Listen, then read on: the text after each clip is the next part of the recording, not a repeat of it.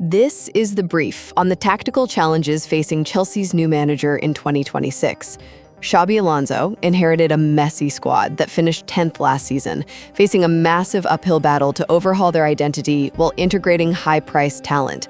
So how does a manager who just dominated Germany adapt when his new team isn't built for his style? Well, first, there's a massive system compromise. Alonso's famous for his 3-4-2-1 formation at Bayer Leverkusen, but right now he's stuck deploying a basic 4-2-3-1. Why? He just lacks a reliable central center back. It's kind of like a master chef forced to cook with only a microwave. He has the grand vision, but literally doesn't have the tools yet. Second, they have an incredibly shaky defense, despite wild spending. They broke the bank for a £117 million playmaker, Morgan Rogers, but the backline remains super vulnerable in a 4-4-2 out-of-possession shape. Look at their recent preseason match where Chelsea lost 2-1 to Tottenham, despite Spurs playing with 10 men after Kevin Danso's red card. I mean, what good is a record-breaking attack if your defense still belongs in 10th place?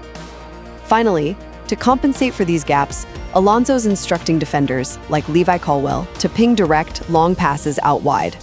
This isolates dangerous wingers, like Estêvão, who scored in that Spurs game, into one-on-one situations. But will this direct Band-Aid approach keep them afloat until new defensive reinforcements, like Mox and Lacroix, are fully integrated? Alonso clearly has the pedigree to save Chelsea, but until he gets the right defensive pieces, he'll have to rely on heavy compromises and quick counterattacks to survive the Premier League. So Chelsea just totally shattered the British transfer record, dropping a cool £117 million on a single player, and this is all to fix a seriously broken attack. Yeah, but then they quickly realized their brand new undefeated Michelin star manager doesn't actually have the midfield foundation to even use him properly. Right, which is just wild. Okay, so let's unpack this. Following a dismal 10th place finish and, the sacking of Enzo Maresca, Xabi Alonso has officially arrived at Stamford Bridge. It is a massive shift, yeah. Totally. So today we're diving into the transfer logs, some tactical reports, and preseason footage. We really want to show you, the listener, how this massive squad overhaul is actually supporting his tactical transition on the pitch and what kind of era you're about to witness. Well, the scale of this tactical transition is, honestly, it's unprecedented. I mean, they completely dismantled the old guard. They really did. Right. They sold Marc Cucurella to Real Madrid and Andres Santos went to United, basically just to bankroll that £117 million move for Aston Villa's Morgan Rogers. Oh, and another $52 million for Maxence Lacroix. Wait, spending that kind of cash on Rogers? It feels a bit like, upgrading to a ridiculously expensive high-speed processor for your computer. That's a good way to put it. But then you realize your motherboard, like the defensive midfield and the backline, is just way too outdated to handle the power without crashing. So is plugging in one massive playmaker actually fixing the underlying tactical flaws? Well, not on its own, no. But mechanically speaking, Rogers is vital to what Alonso is actually trying to achieve here. How so? Well, last season, Chelsea's attack was incredibly static.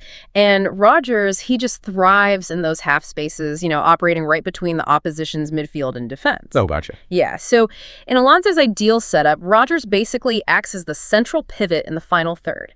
He draws defenders in to free up the wingers. He is literally there to shoulder all that creative burden that just crippled the squad last year. Okay, but here's the glaring issue I'm seeing. Alonso built his entire undefeated run at Leverkusen on this flowing 3-4-2-1 formation. Yet when they played Tottenham in Sydney, he rolled out a pretty standard 4-2-3-1. So is he abandoning his philosophy already? Or is he just trying to survive until his injured players come back? I mean, it's absolute survival mode right now. It's a forced tactical compromise. He just doesn't have a natural, dedicated central center back to anchor a back three. Right, because even Lacroix, who cost $52 million, is historically much better as a wide center back in a three, right? Not really that central sweeping role. Spot on. And without Moises Caicedo available to be the primary ball winner in transition, Alonso just can't risk pushing his wingbacks up high. That makes sense. So to compensate, he's dropping into a back four, he's relying heavily on direct passes, and basically isolating his wingers in one-on-one situations. He really is like a Michelin star chef being forced into a brand new kitchen, but half his favorite knives are missing. That is exactly what it is. So he's just tossing the absolute highest quality raw ingredients onto the plate and hoping for the best. And right now, those raw ingredients are almost all teenagers. Yeah, but that's the engine of his long-term plan. He is trusting youth to execute a highly complex transitional phase. I mean, look at Estêvão. Oh, wow, yeah. He scored that brilliant back post header to equalize against Spurs. Exactly. Or Geovany Quenda, the teenage prodigy they just bought for $42.5 million. Quenda's elite dribbling specifically enables Alonso to rely on those isolated winger matchups. It lets them bypass the midfield entirely. But if you're watching this squad right now, you really have to be asking yourself if all this raw talent could actually win Premier League matches. It's a very fair question. Because despite Estêvão's brilliance, that 2-1 loss to Spurs was a serious reality check for fan expectations. Oh, entirely. The defensive gaps in transition were heavily exposed. But honestly, you want to know the real red flag? What was it? Tottenham actually went down to 10 men. Kevin Danso got a red card early in the second half. Oof, right. And Chelsea completely dominated possession, but structurally, they just couldn't break a low block without their missing tactical pieces. They ended up conceding a 90th minute winner to Richarlison on a counterattack. Jeez. That inability to break down a 10-man Spurs side, I mean, that isn't just a preseason hiccup.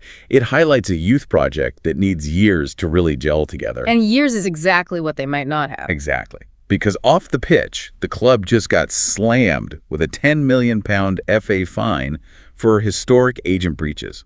Plus, the boardroom is practically in a civil war. Yeah, the instability is definitely the existential threat to Alonso's tactics here. The Earls Court Stadium master plan is apparently totally dead now. Unbelievable. We're looking at a potential scenario where they rebuild Stamford Bridge and have to relocate to Twickenham for like 7 years. And Todd, Boehly, and Behdad Eghbali are reportedly clashing over a timeline that could stretch 15 to 20 years. Wow, well that leaves you with something really critical to mull over. With all these public tensions boiling over a 20-year stadium headache, will Alonso actually be given the runway to nurture this young, tactically complex squad? Or is this massive long-term rebuild destined to be derailed by boardroom impatience before the system even has a chance to boot up? Think about that for a bit. Catch you on the next deep dive. If you enjoyed this video and found it helpful, please consider subscribing to Decision 45. Your support means the world to us and helps us keep creating high-quality content just like this. Don't forget to hit that like button, leave a comment with your thoughts, and subscribe so you never miss an update.